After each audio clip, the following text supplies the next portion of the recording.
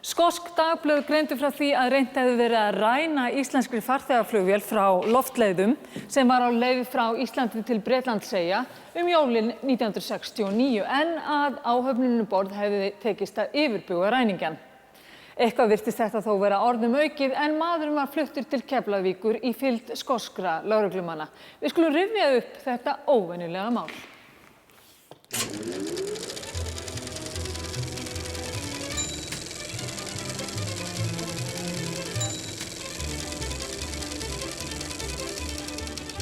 Myndatökumaður sjónvarpsins tók þessar myndir á Keflavíkurflugvelli þegar loftleiðaflugvélin kom til landsins frá Glasgow með hinn meinta flugræningja. Þegar farþegar höfðu gengið frá borði var komið með manninn, tæplega 30 bandaríkjamann að nafni Antoni Paskasiossi og hann leiddur inn í flugstöðina í Keflavík. Þessi maður var sem sagt að trufla okkur og... Sýndu ykkur engin vopn? Nei, ekki neitt. En vildi hann komast fram í?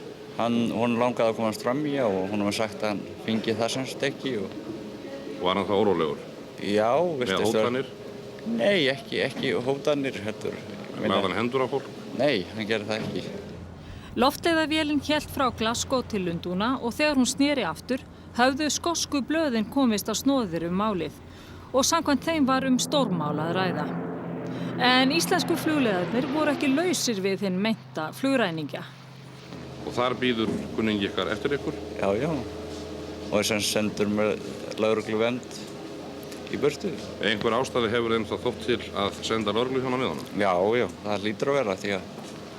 Var farangur mannsins rannsakaður? Ég held að hann var rannsakaður allur hátt og lágt. Og fannst ekkert? Það held ég ekki að mér vitalega. Var maðurinn ölvaður? Nei, það virtist nú ekki vera. En eitthvað undarlegur í háttum? Já, hann virtist vera það. Hvernig eru þið brugðist við svona uppákomu í dag miðað við núverandi öryggisstaðla? Í grundvallaratriðum kannski markmið það sama. Það að stoppa viðkomandi frá því að valda einhverju skaða borð. En í dag gilda miklu ákveðnari reglur það. Það til verklag og hluta því verklagi það að flugstjóri og flugmaður eru bara lokaðir inn í sínum flugklefa.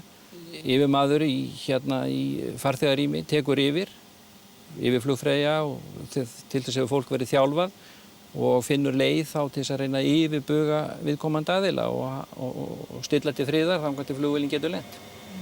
Skosku blöðin vildu ganga svo langt að segja að þetta væri flugurán. Er það ekki aðeins ýkjur?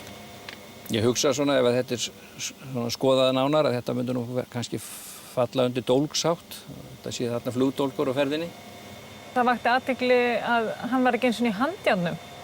Var það ekkert skrítið? Já, það eiginlega fyrst og fremst málefni skosku lögreglunar ákveða hvað þið telja manninn hættulegan að flytja hann tilbaka og það skuli ekki flytja hann í handjárnum. Finnst mér nú benda til þess að þeir hafi nú ekki talið að það væri alvarlegt flugrán að ræða heldur svona dólg sem þeir réðu vel við.